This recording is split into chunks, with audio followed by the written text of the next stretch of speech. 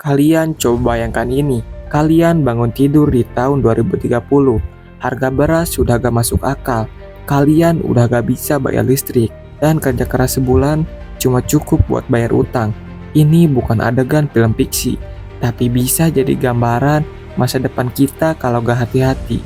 Banyak yang bilang, ah itu mah cuma hoaks, tapi coba lihat ke belakang, krisis ekonomi besar selalu datang saat dunia merasa semuanya aman-aman aja. Dan sekarang, tanda-tanda itu mulai muncul lagi. Teknologi makin pintar, pekerjaan makin sedikit, iklim makin kacau, dan dunia makin panas secara harfiah dan juga politis. Di video ini, kita akan bahas semuanya. Dari sejarah krisis ekonomi, apa saja penyebab krisis tahun 2030, kenapa bisa terjadi, apa dampaknya buat kehidupan kita, sampai solusi konkret yang bisa kita mulai dari sekarang. Jangan kemana-mana, karena ini bukan cuma soal ekonomi dunia, tapi masa depan kamu, keluarga kamu, dan juga anak-anak kamu.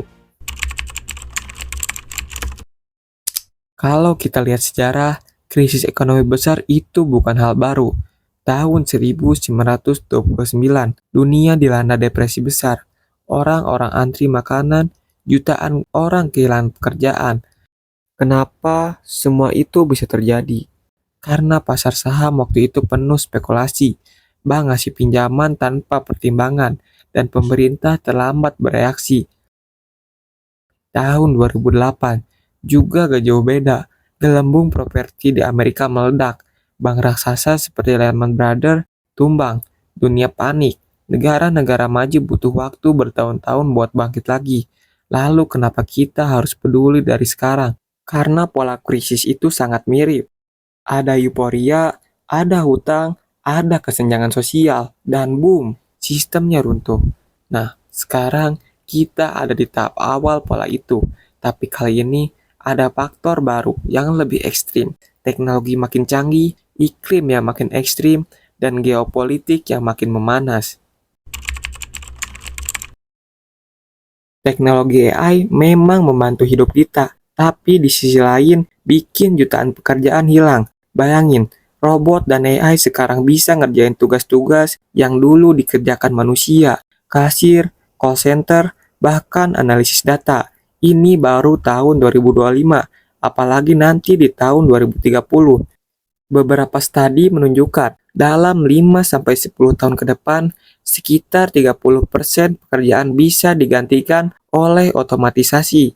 Ini berarti orang-orang yang kerja di sektor itu harus cari keahlian baru, beradaptasi, atau akan tersingkir. Masalahnya, pelatihan ulang itu butuh waktu, biaya, dan akses yang nggak semua orang bisa dapatkan. Akibatnya, banyak orang bisa kehilangan penghasilan yang mengakibatkan daya beli menurun drastis. Sejak pandemi COVID-19 di awal tahun 2020-an, banyak negara cetak uang besar-besaran buat bantu warganya. Itu bagus dalam jangka pendek, tapi efek jangka panjangnya, uang beredar terlalu banyak, inflasi naik, harga-harga ikut melonjak. Untuk meredam inflasi, bank-bank sentral seperti The Fed di Amerika mulai menaikkan suku bunga.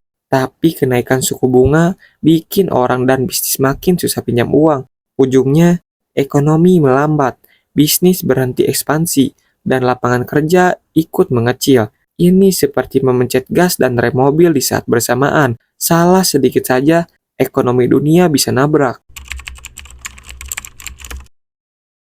Dunia sekarang kayak arena perang dingin baru. Negara-negara besar saling bersaing, dari mulai teknologi sampai sumber daya alam. Perang dagang antara Amerika Serikat dan Cina bikin harga barang naik. Belum lagi embargo energi dari konflik Eropa Timur Tengah. Globalisasi yang dulu bikin segalanya lebih murah, sekarang justru berbalik arah. Banyak negara pengen mandiri, tapi itu butuh waktu dan biaya. Jadi sementara itu, kita semua harus bayar lebih mahal untuk barang kebutuhan harian kita. Bumi makin panas, cuaca makin gak bisa ditebak, kekeringan, banjir, bahkan badai. Semua itu berdampak ke produksi pangan dan juga energi. Misalnya, Kalau panen gagal di negara produsen gandum, harga roti bisa melonjak di seluruh dunia. Begitu juga energi. Negara-negara yang masih bergantung ke batu bara dan minyak harus bayar mahal ketika pasokannya terganggu. Semua ini bikin biaya hidup kita naik, dan itu bisa memperparah tekanan ekonomi ke masyarakat. Kalau tren ini terus berlanjut, ada beberapa dampak nyata yang bisa kita rasakan. Yang pertama, pengangguran massal. Banyak pekerjaan hilang, tapi lapangan kerja makin sempit, dan banyak yang tergantikan oleh otomatisasi teknologi AI. Kedua, kelas menengah terjepit. Dulu bisa nabung, sekarang gaji cuma cukup buat bertahan hidup dan bayar hutang. Ketiga, kesenjangan sosial yang makin jauh. Yang kaya makin kaya karena mereka punya aset. Yang miskin makin terpinggirkan. Keempat, kerusuhan dan ketegangan sosial. Ketika rakyat merasa nggak didengar karena tidak mempunyai uang, mereka pikir demo bisa jadi jalan keluar. Dan itu bisa menyebabkan ketegangan sosial dan juga kerusuhan. Kelima, kesehatan mental terancam. Tekanan ekonomi bikin banyak orang stres, cemas, bahkan depresi, sampai-sampai ada yang bunuh diri. Solusi pertama yaitu ada pendidikan dan keahlian baru. Kita butuh revolusi pendidikan, gak cuma sekolah, tapi pelatihan praktis kayak coding, data analisis, bahkan digital marketing, atau keterampilan teknis seperti desain, editing, dan perawatan mesin otomatis. Platform online banyak yang murah atau bahkan gratis. Yang penting kita mulai belajar dari sekarang. Yang kedua, kebijakan pemerintah yang responsif. Pemerintah harus hadir, bisa lewat jaminan sosial, subsidi pendidikan, atau program pelatihan pekerjaan. Kalau negara gak sigap, jurang sosial akan makin lebar. Ketiga, kelola keuangan pribadi. Kita sendiri juga harus siap, mulai belajar investasi. Jangan taruh semua uang di satu tempat. Emas, properti, bahkan kripto bisa jadi alternatif, tapi harus ngerti resikonya juga. Selanjutnya, transisi energi bersih. Kita perlu dorong penggunaan energi terbarukan.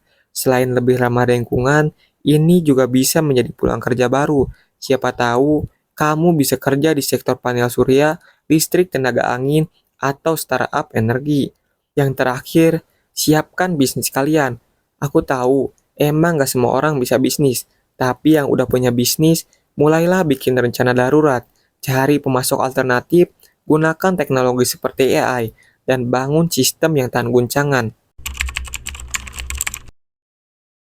Jadi, krisis 2030 bukan dongeng pengantar tidur, tapi juga bukan kiamat yang nggak bisa dihindari. Ini sinyal bahwa dunia sedang berubah, dan kita juga harus ikut berubah. Apa yang bisa kita lakukan dari sekarang? Kalian bisa upgrade skill kalian. Kalian bisa mulai belajar konten, coding, atau digital marketing. Karena skill itu bisa mendapatkan uang untuk kalian investasikan. Selanjutnya, jaga keuangan dan belajar investasi. Kalian harus mulai berinvestasi dari sekarang, karena jika kalian terlambat, harga Bitcoin makin mahal, harga emas makin mahal, saham-saham akan menjadi mahal. Mulai dari sekarang, uang kalian harus kalian investasikan. Terakhir, cari peluang di tengah krisis, karena di setiap krisis akan muncul orang-orang kaya baru yang berani dan paham akan resiko dan juga keuntungan. Krisis adalah bahaya, tapi juga kesempatan, tergantung dari diri kita. Mau diam aja atau bangkit dan bersiap menghadapi masa depan.